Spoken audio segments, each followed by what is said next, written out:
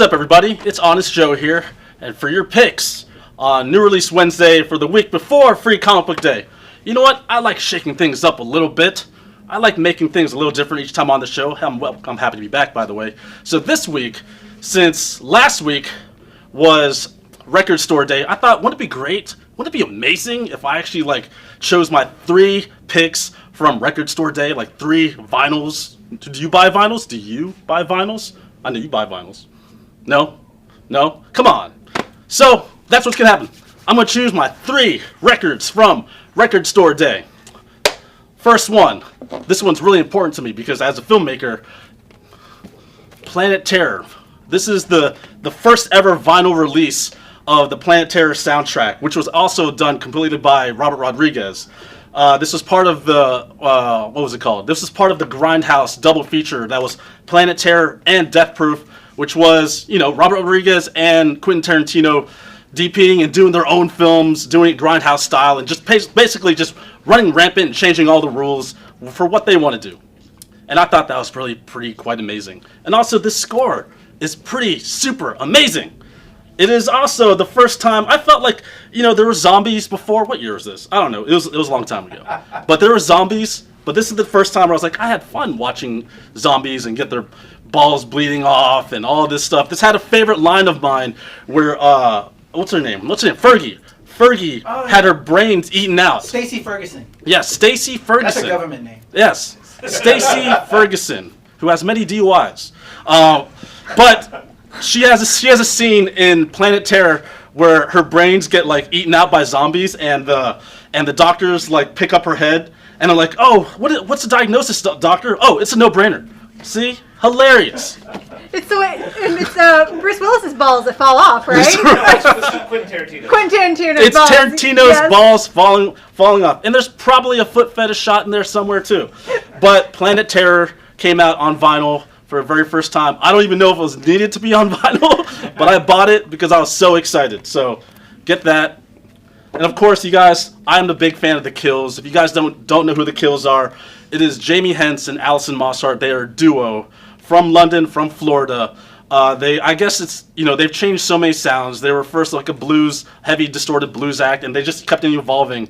But it's 2 people, drum machine, guitar, they switch them both. But this one's really important because it's live at Electric Lady Studios. This was so limited. Pretty much 1 or 2 copies went to each store, if you even got one. And somehow I went and got this. I went all the way over to Frederick, Maryland, which is pretty. It's not close. I kept on going to each store. No one had it. Then luckily, somehow I ended up there and they had one. And I got this. And what's so important about this is actually 15 years till the day of their very first performance. And they documented the 15-year anniversary. The Kills are freaking amazing. They're one of my favorite acts of all time. They really absolutely mean the world to me. It's the power of what 2 people can do. So, The Kills, live at Electric Lady Studios. Get it if you can even find it. I'm not going to sell you this. Buy that. And of course, the man who is revolutionizing vinyl, Mr. Jack White. Jack White, Boarding House Reach. I love this album. This is probably the weirdest Jack White album you've ever heard in your entire life. It's actually pretty polarizing. People say they love it, or they see it's too weird and they hate it. I've had this on playing during many of my photo shoots, and people have said, this is too weird, we gotta turn it off. And I'm like, no, cranking it up, because it's so strange. But it's also pretty, take it to 11, baby. But there's so many great songs, and I think the reason why it's hard for people to comprehend what's happening on this is because there's so many influences being jammed into one. The main influence I feel like people are missing on this is James Brown. There's actually, if you listen to how the things are layered together, the way they play together, there's James Brown in this, and I love the hell out of James Brown. So, yeah, so that's my 3rd pick, Boarding House Reach by Jack White. Don't listen to anyone's reviews who are normal people, because that's not the ones you want. You want the ones who have been in it. Boarding House Reach. And just for the hell of it, I like to admit, there was a time where I completely disregarded this band whatsoever, and I thought it would be a great moment that I put this on record that I'm totally into this band at this very moment, and that is Paramore, and with their new album After Laughter. It has been a joke inside joke, outside joke. You're that still like, into them? I am. No, that's the thing is I was never into them. That was one of those bands during like the emo 2005 through 11 where I was like, whatever. Haley Williams is awesome, orange hair, but it's sort of a sound that I wasn't really into because maybe it was a sound of, maybe what was happening. But even at their worst times, you're still into them? no, I was never into them. I was never into them. Hey, But don't hate. Us It's- nerds need that shit. it's on the record. It's on the record that I have never ever been into Paramore. But then what happened 3 months ago?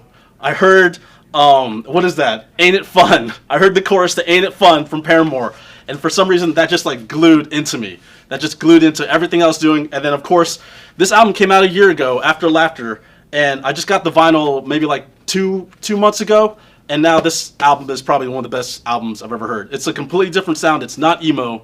It's this weird mixture of Talking Heads, even Whitney Houston, and like the Strokes with a female vocalist that's almost at the prime of her I guess like real angsty and transparent lyrics, but also at the peak of just letting loose with her vocal capabilities. And it's such a great album. They're again back to this trio. They've had so much drama, but it's also, if you ever look up their story of how they came back together with this new lineup, it's really. I guess they were still into each other. I guess they're still into each other, but if not.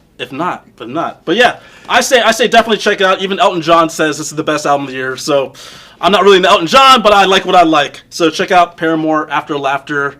It's pretty good. It might make you sad. It might make you happy, but that's all we do. And also, of course, my name is Joe. This is New Release Wednesday. Go out there and do something with your life. I'm still into you, Jeff.